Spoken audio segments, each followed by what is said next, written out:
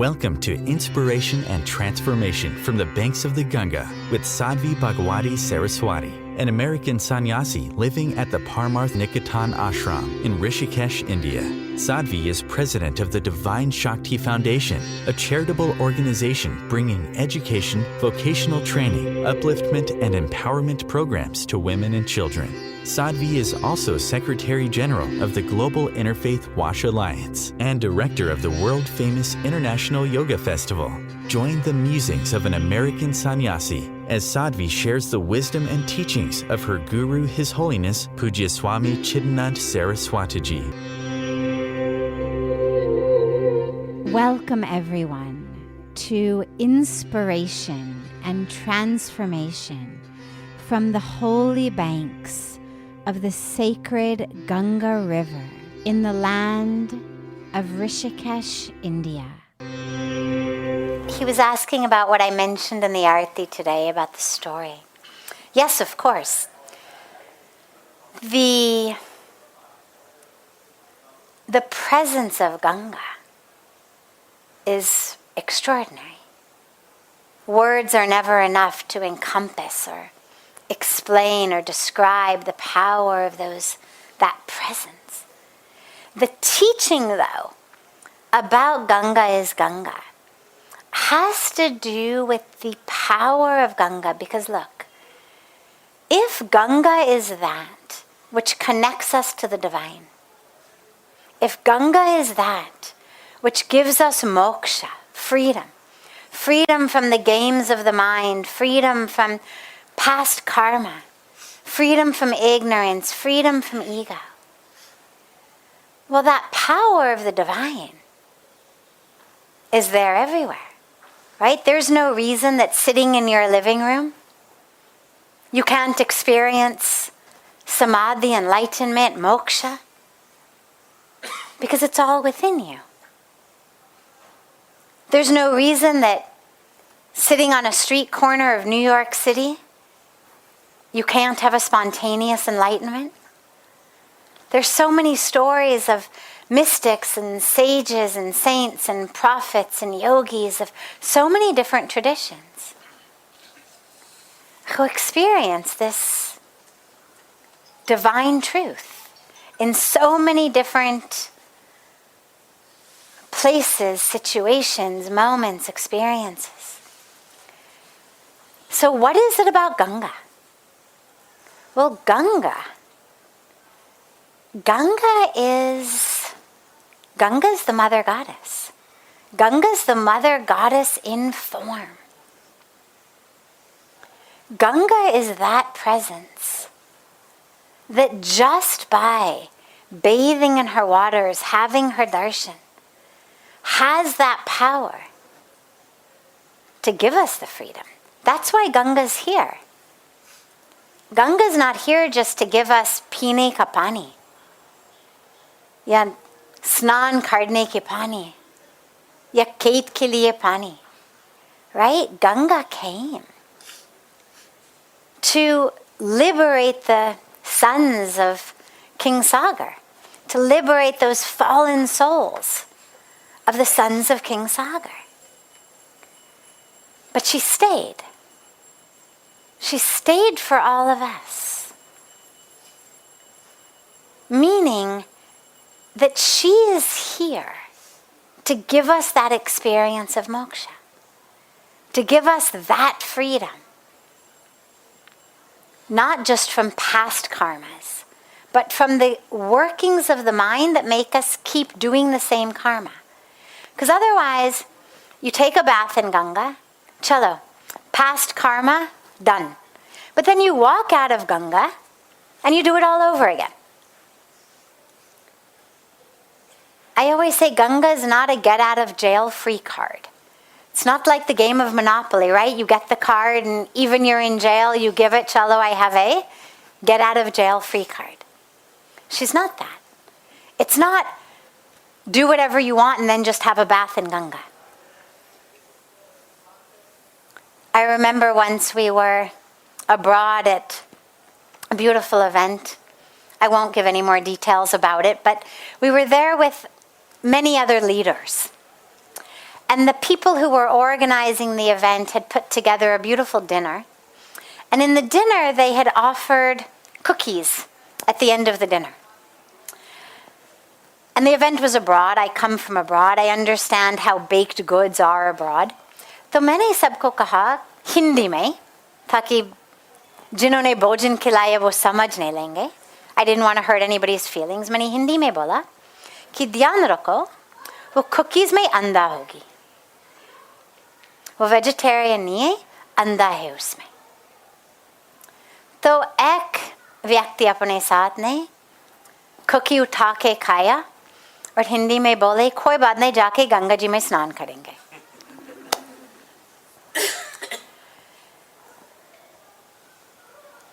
That is not why Ganga is here. She is not here कि आप जो भी मन है करने का आप करो, फिर जाके गंगा जी में स्नान किया and सारे पाप धुल जाएंगे. No. Yeah, पाप करना नहीं है. Exactly.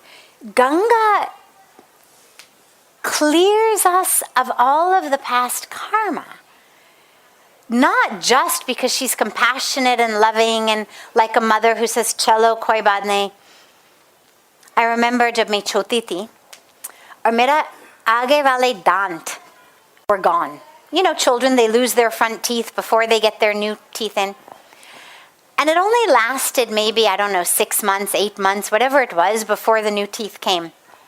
But I remember in those years, I could be very naughty. Because mom used to say, you are so cute without your front teeth that I cannot yell at you. I cannot scold you. Because whatever I did, I knew that if I just went with my empty teeth there, that Ma would say, Cello, go. Once, of course, the teeth came, then you had to start behaving again. But that's not what Ganga is for. It's not, Cello, aap bahut pyari hai. Cello, you've lost your 2 front teeth. Do whatever you want. You're so cute. She's here because when we bathe in Ganga, she's cleaning not just our skin, not just our body, but actually our minds, actually our vasanas, actually our ego, actually our ignorance. ताकि जब हम गंगा जी से बाहर आके and we start to move in our life, we are different people. And so that pop, we never do it again. Because we've been changed. That's where the moksha comes. That's where the freedom comes, where the divine connection comes. So Ganga is Ganga means, number 1, this place is very sacred. Very sacred, very holy, very special. Yes, God is everywhere. And Ganga is Ganga. I always say, बाकी जगत में ध्यान करना पड़ता है. बैठ के ध्यान लगाना है. समय निकाल के ध्यान लगाना है. But here, केवल बैठने के लिए समय निकालना है. ध्यान अपने आप हो जाता है. That meditation, it just comes here. Everywhere else in the world, it's like, okay, gotta do my meditation, gotta do the meditation. Sit down, close the eyes, do the meditation. Here, you just have to sit down. And it happens. It's an energy that's here. And it's an energy of transformation. So, jab Ganga ji mein snan karenge, let her clean you on the inside. Taki, whatever you've done, the being of you who did it is no longer here. So naturally that karma is also gone because jinhone kiya, that person is also gone. You are changed, you are transformed. And that's the freedom that we get. Dekho, Ganga is not just a philosophy.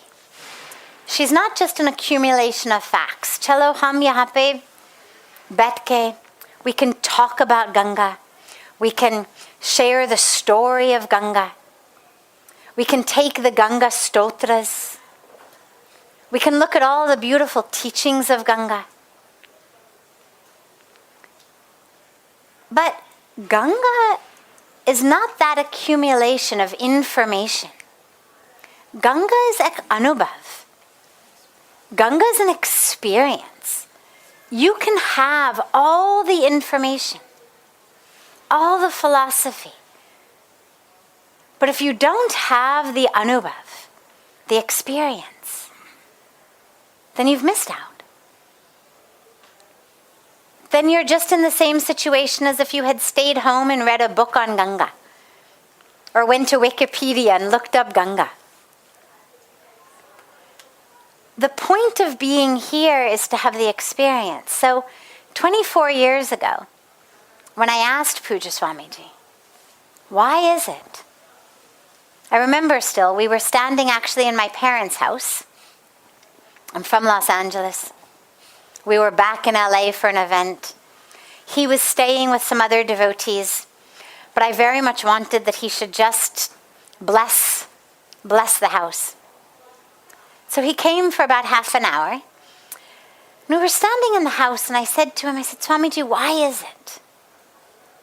Why do I feel God so strongly in Rishikesh? And so not so strongly at all here in LA in the living room of my parents' house. And that was when he told me, God is everywhere, but Ganga is Ganga. And what I understood then is actually the exact same that I understand now, which is I've got a lot more information about Ganga, but the anubhav, that experience of Ganga as the power of transformation, that power of divine connection, that is the same. Now, I as a being, I as a human being on a spiritual path, have more capacity 24 years later, I think, to experience more. At the time, sort of whatever happened felt like I was blowing fuses left and right in my own psyche. Over the years, it's been able to be assimilated more. My sense of self has expanded to make room for more. But Ganga is still an anubhav. The stories are beautiful. The stories are inspiring. But that presence of Ganga as the transformer, as the healer, as the bringer of freedom. For me, Ganga flows, not only outside, but I literally feel Ganga flowing inside of me in a way where, you would think it would be this very gentle, soothing, sort of motherly feeling. But in me, it actually is not that. My personal anubhav inside of Ganga flowing is this rushing river that is carrying with her all of that within me that is not in alignment with my spiritual path. It's like when Ganga first came onto earth, right?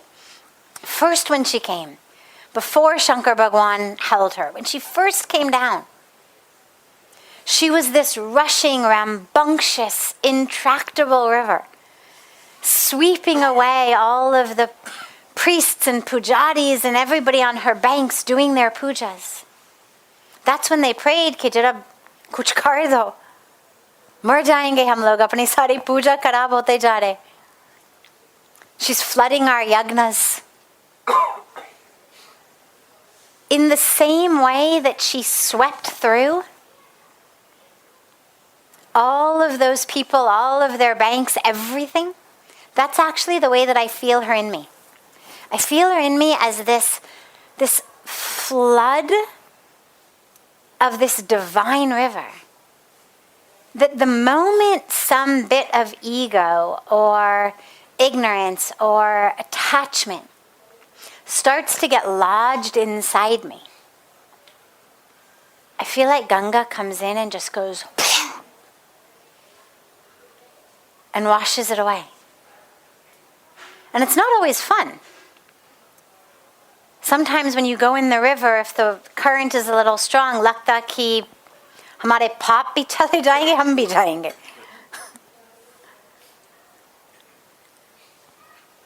And sometimes it feels like that.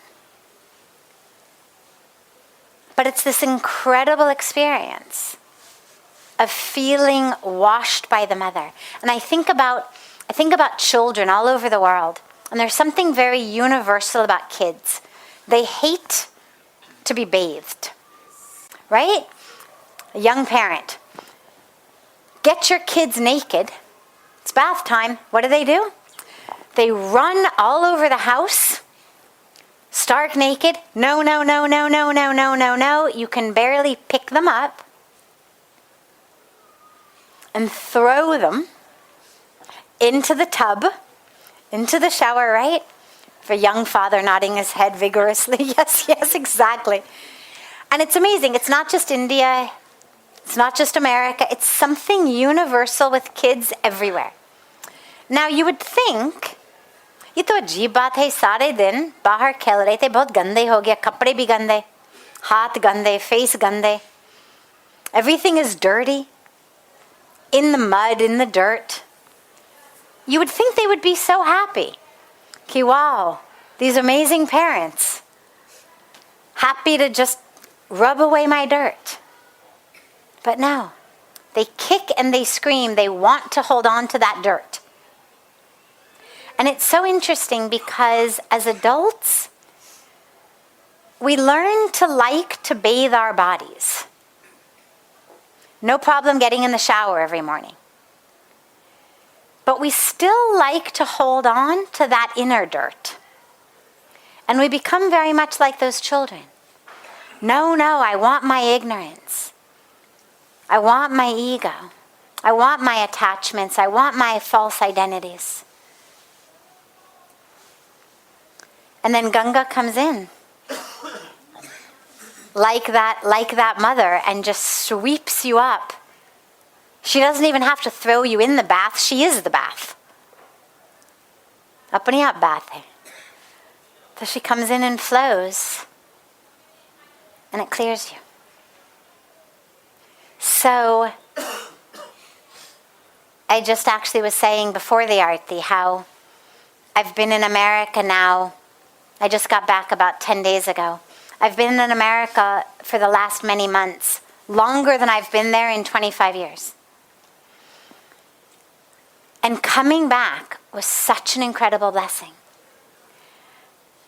And even though my ability to experience God everywhere has increased incredibly, I now, by God's grace, have the ability to feel God regardless of what city I'm in, what country I'm in. And yet, Ganga is still Ganga. And coming back to Ganga is so powerful and so special and so entirely different as an experience of God than the experience that I have anywhere else in the world.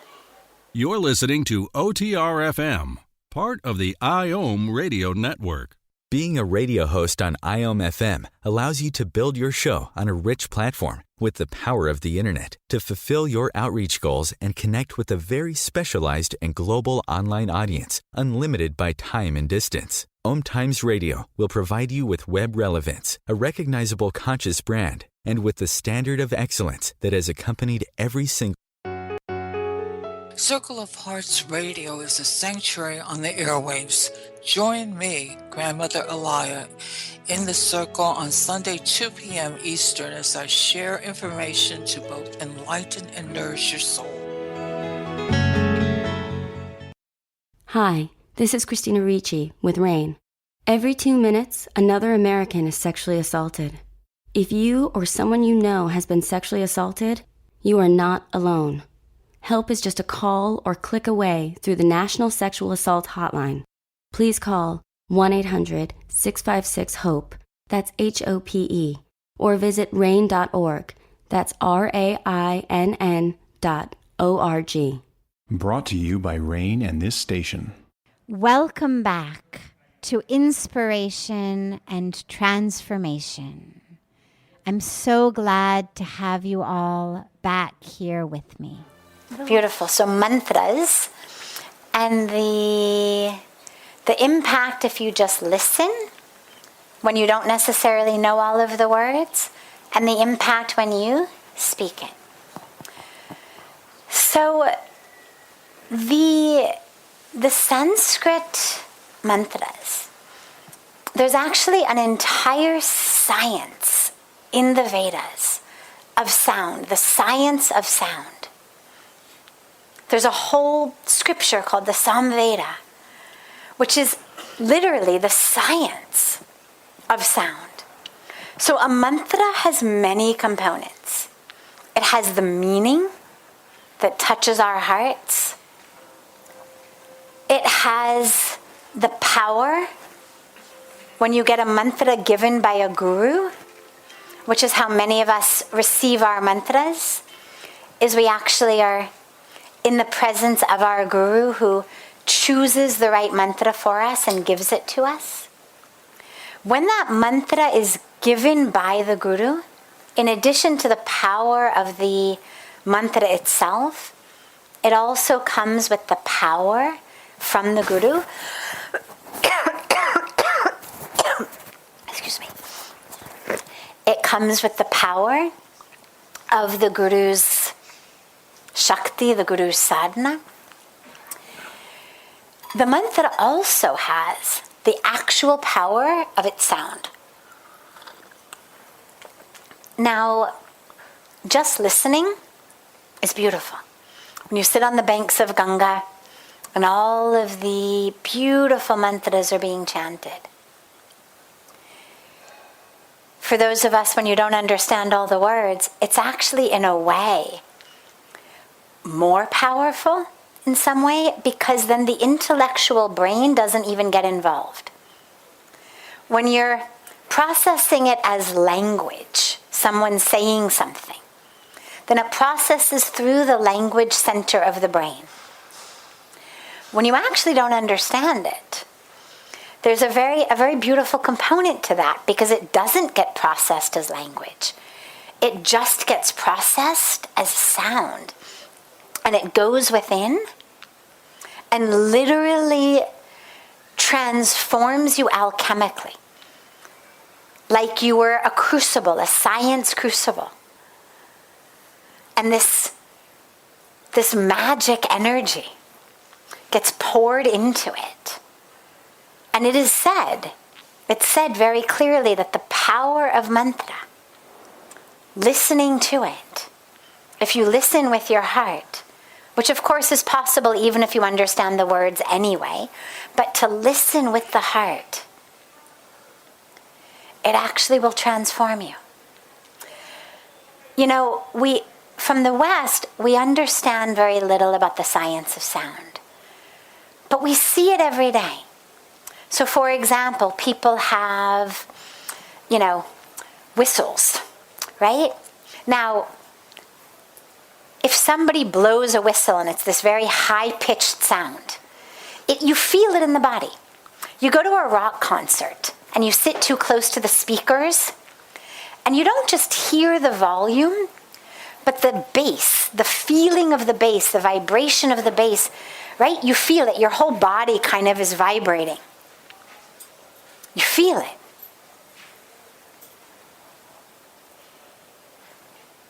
If you blow a whistle at a certain frequency, it actually can crack a glass across the room. Yeah. Ask your science teacher. The frequency of the sound is actually enough when it's a high enough frequency that it can shatter glass. So we understand that. We also just in our daily life, right?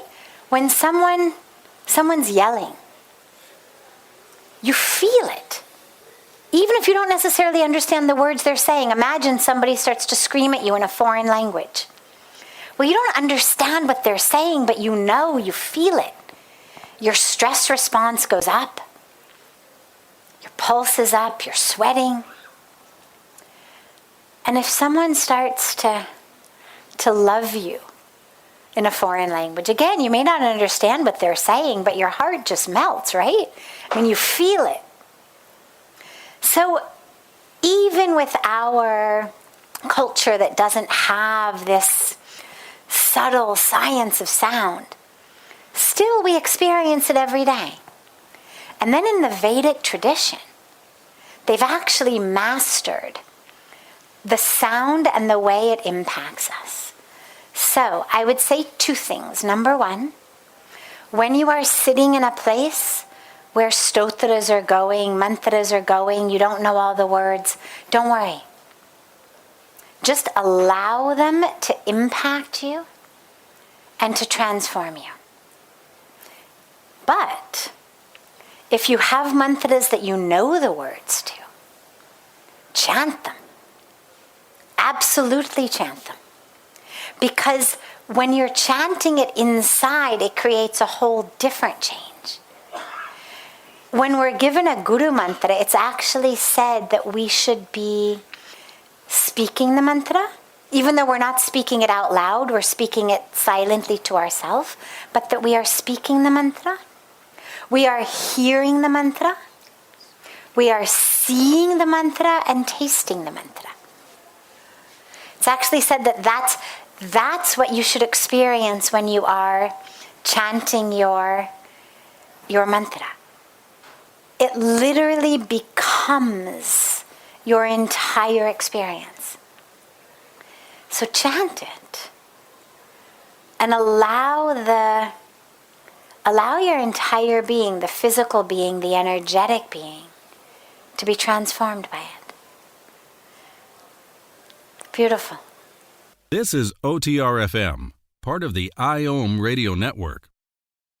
OMTimes Magazine is one of the leading online content providers of positivity, wellness, and personal empowerment. A philanthropic organization, their net proceeds are funneled to support worldwide charity initiatives via Humanity Healing International. Through their commitment to creating community and providing conscious content, they aspire to uplift humanity on a global scale. OMTimes, co-creating a more conscious lifestyle. Do you have time to read that inspiring book or that blog post you've been meaning to get to? In your busy world, how do you improve yourself and keep your life going?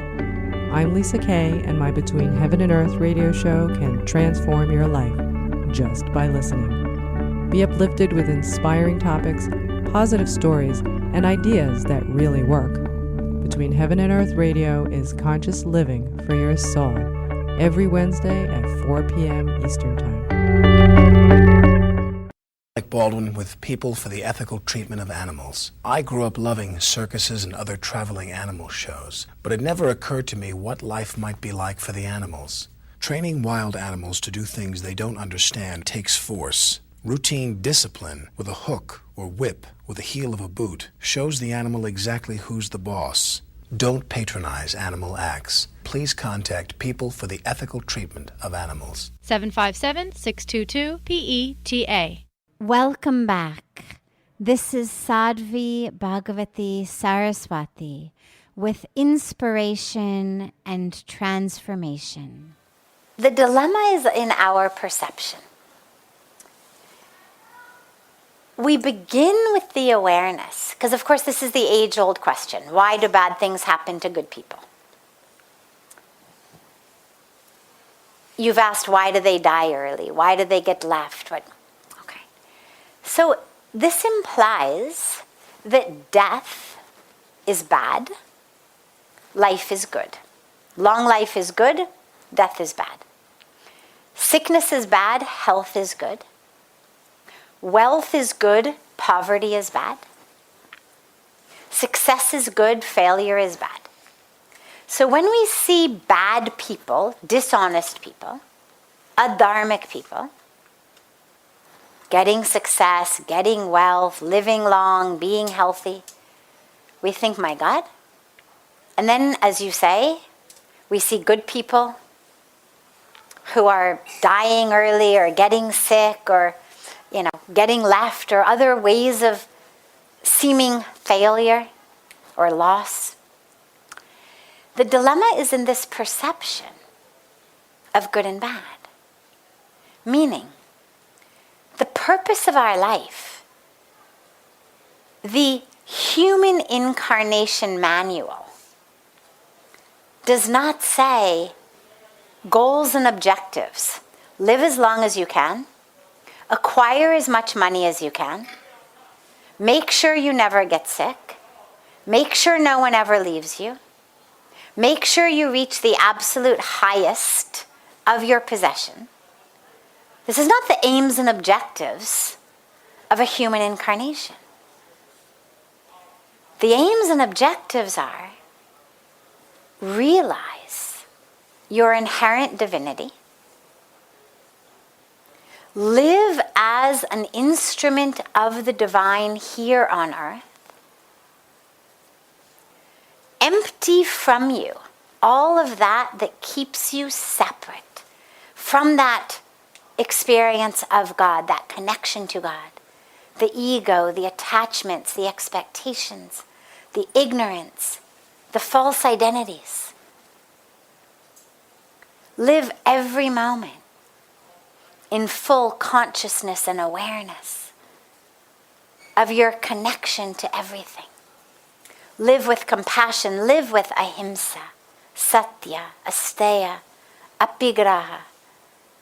So if I've committed to non-stealing, non-hoarding, truthfulness, non-violence in word and deed and thought and speech, well, sadly, in today's business days, it's a little hard to get ahead with all of that. Not impossible.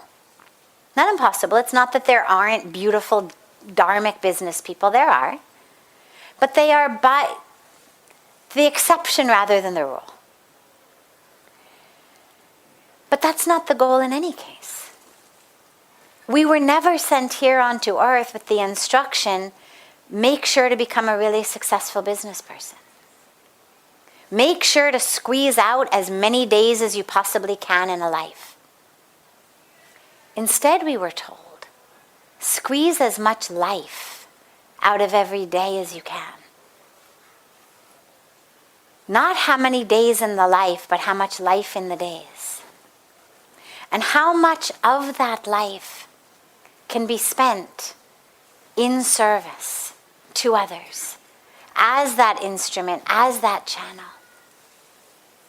That's the instruction we were given. How aware can you become? How awake can you become?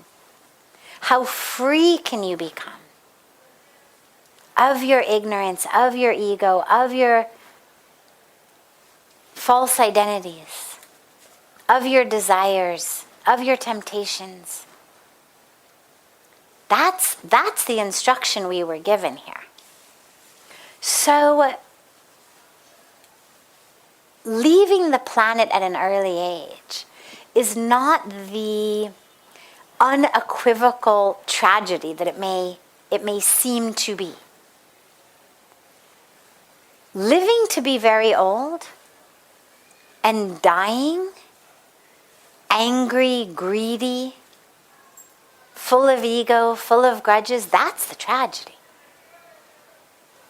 Remember also that we've all come here with a karmic package that we're here to fulfill, right? I mean, that's the whole reason that we've taken this birth, is to fulfill our karmic package. Now, for some of us, that karmic package is best fulfilled in wealth, in success at the head of a company. For some, it's better fulfilled in poverty. It's all about taking that next step. Now, That doesn't mean, of course, that we who have greater resources aren't supposed to help them. We are. It may be their karmic package to be here as poor, but it is part of our dharma to help them.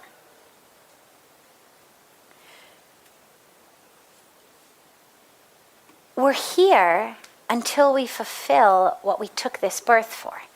And if we don't fulfill it, we come back. We keep doing it until we can fulfill it, till we learn what we're here to learn. Some people get there very quickly. Some people come into this incarnation with only a little bit left. Little bit of karmic baggage left to work out. And for some, it's over in 5 years, 15 years, 25 years. And so they leave. Not because it was some horrible thing that happened, not because God got it wrong,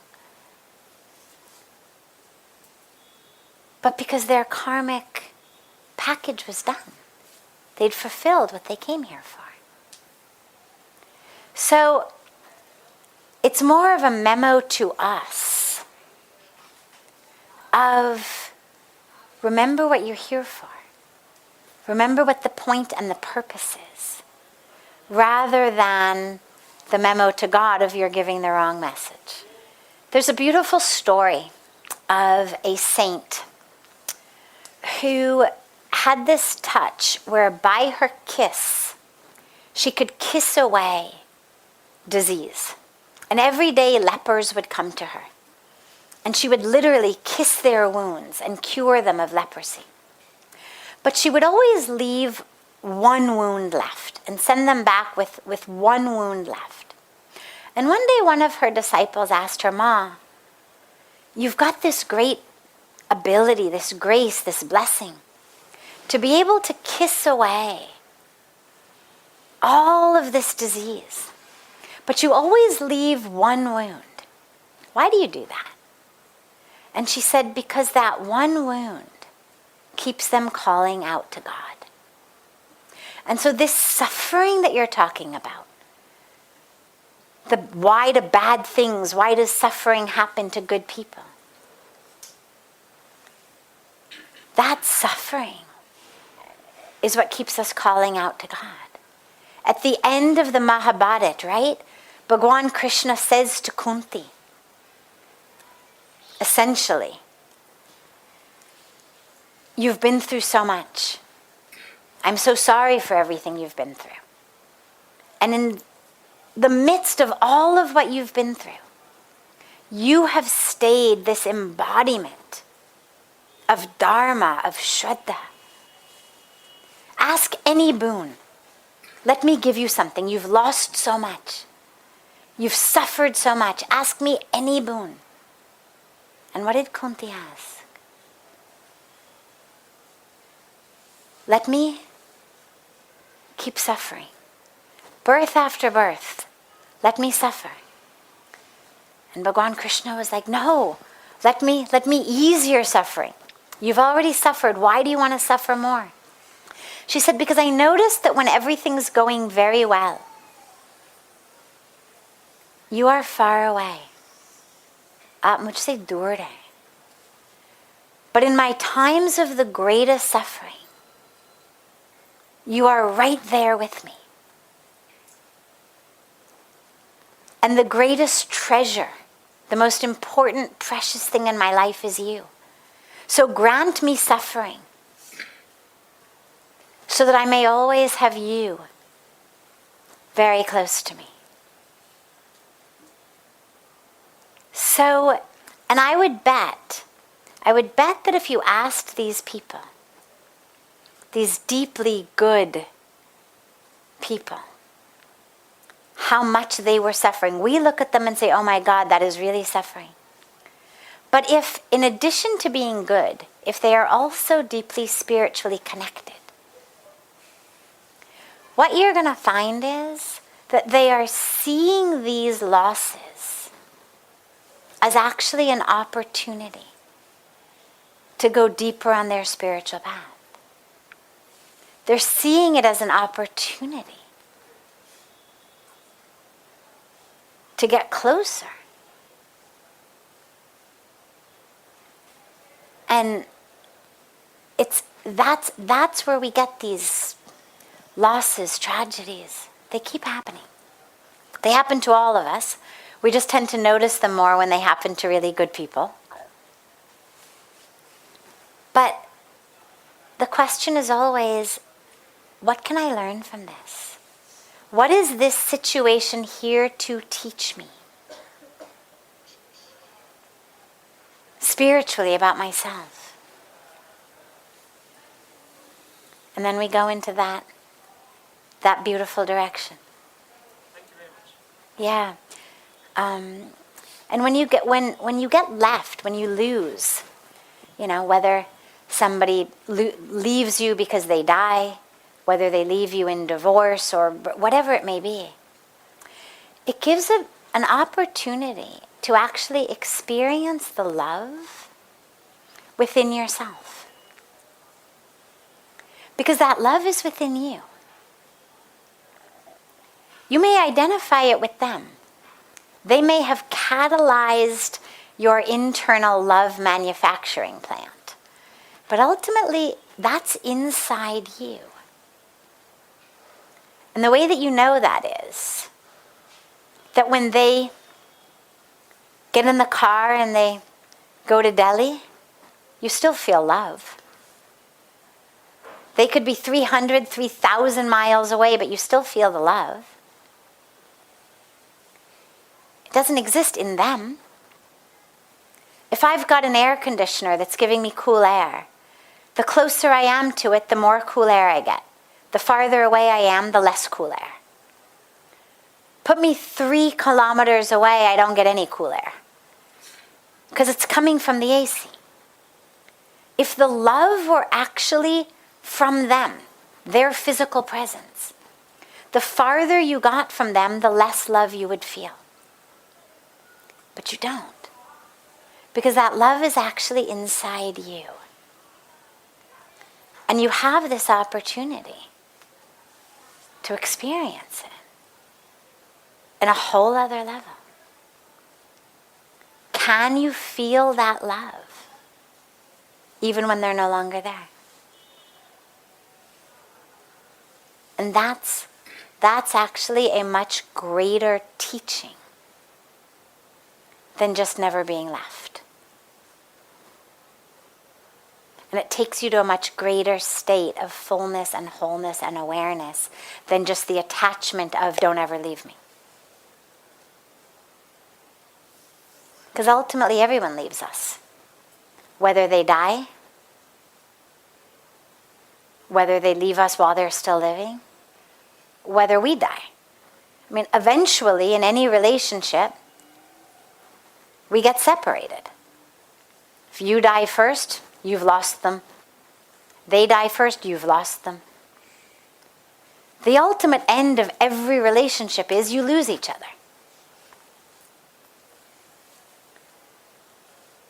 So the point is not how can I make sure never to be lost or left, but rather how can I remember that that source of love is within me? And that what I was loving in them was the divine presence. I'm having this beautiful personal experience with my mom. She had a very, very bad stroke 7 months ago, in March, and lost almost all of her cognitive abilities. She's still in her body, but she doesn't have any idea who she is, who anybody is, where she is, what's happening, anything. And it's the most amazing experience because it gives us this opportunity to be simply in love, with no role, no story, no relationship, no identity, nothing coming back, but simply to be in that presence of a love that exists independent of that person's physical body, their personality, their awareness, whether they say they love you or they know they love you or they feel like they love you. To just be able to sit in the presence of your love with no expectation. No expectation at all. We went through a phase, now she can't speak almost at all, but in the beginning she was speaking a lot, but she had become completely psychotic. So she didn't have any idea what was happening. Screaming, yelling, swearing. You would say, I love you. And she would start to swear at you, scream at you. Now, on the one hand, people would say, oh my God, you have to hold the body all the time. And it was. And yet, from a spiritual perspective, being able to sit in the presence of your love, even when the person you love, first of all, is no longer there in any way of the being who you had loved, or is swearing at you, yelling at you, telling you, all kinds of horrible things, or is totally unaware. It's actually an incredible spiritual experience. Is it a tragedy? Absolutely. If I had a magic wand, would I magic wand her back to health? Absolutely. But we don't. What we have is the opportunity, the magic wand we have, is how can we grow on a deep spiritual level from these experiences. And that's what they offer us. This is OTR-FM, part of the IOM radio network.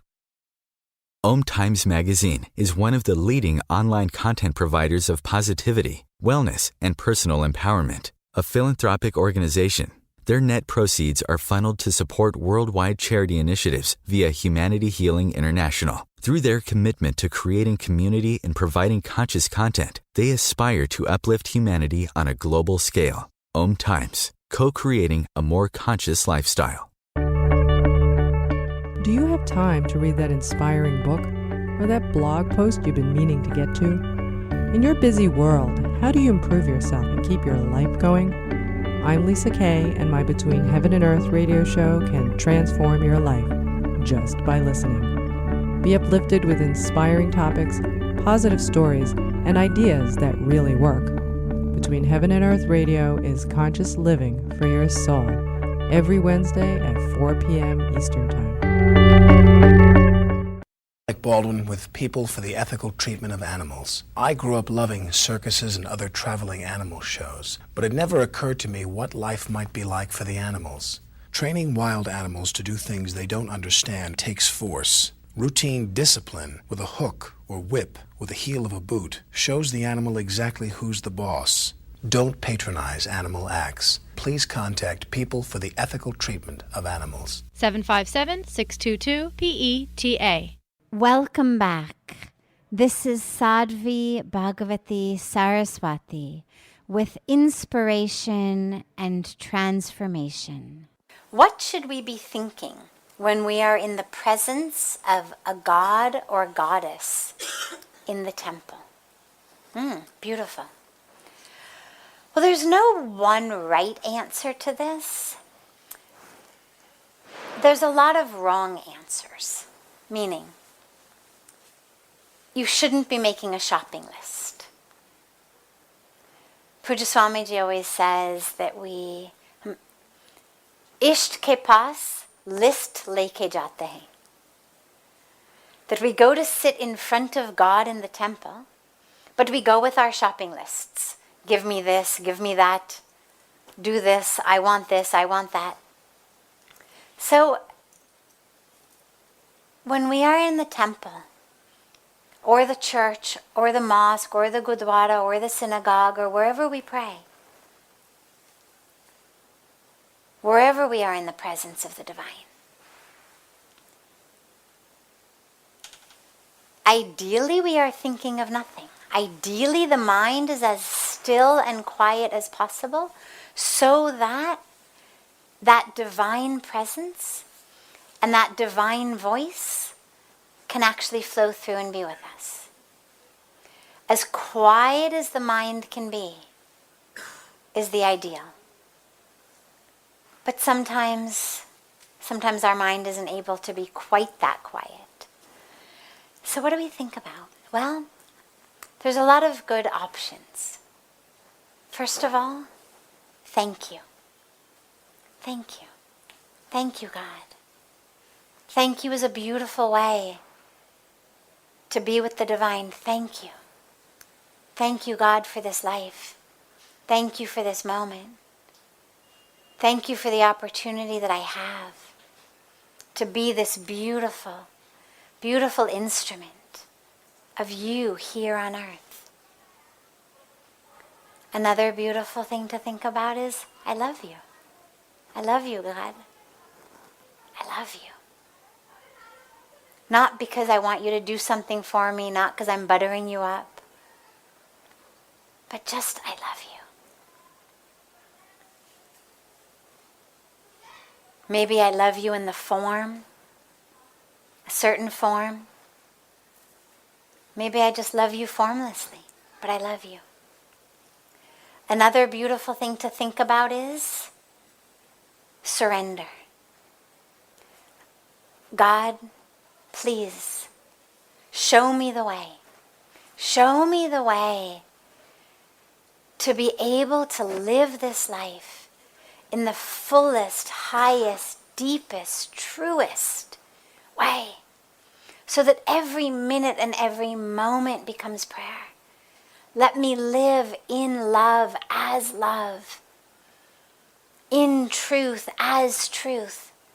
Let me never get distracted. Doesn't mean I can't have a good time. By all means, have a good time. But even while I'm having a good time, may I never be distracted from you. In fact, may being connected to you make me have an even better time. You love the sunsets even more. You love the stars even more. You love your loved ones even more. Because you see in the loved ones the presence of the divine. So that's another beautiful thing to think about. Another one, lastly, would be, this is one of my personal favorites, is, oh God, empty me. Just empty me. Empty me of all of that is blocking me from being this channel for your presence here on earth. Empty me of the ego. Empty me of identities. Empty me of the games of my mind. Empty me of desires, of expectations. Just empty me.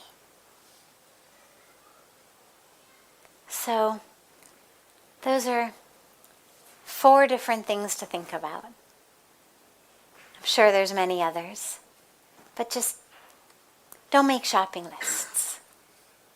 Don't think about what you're going to cook for dinner tonight. Don't think about who you're angry at. Don't go to God with petty complaints. But in the presence of God, realize that all of those petty complaints mean nothing. This brings to a close this hour of inspiration and transformation.